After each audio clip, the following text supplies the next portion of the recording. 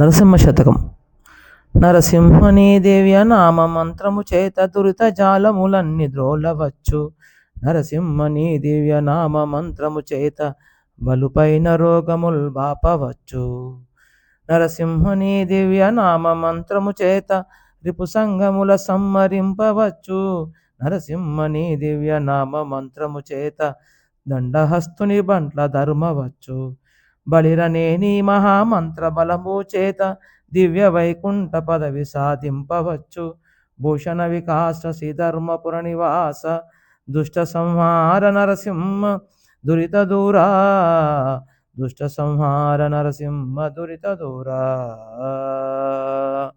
పద్యం యొక్క తాత్పర్యం: తండ్రి, దివ్యమైన నీ నామాన్ని జపించి పాపం ముటలన్నీ కూడా క్షాళనం చేసుకోవచ్చు.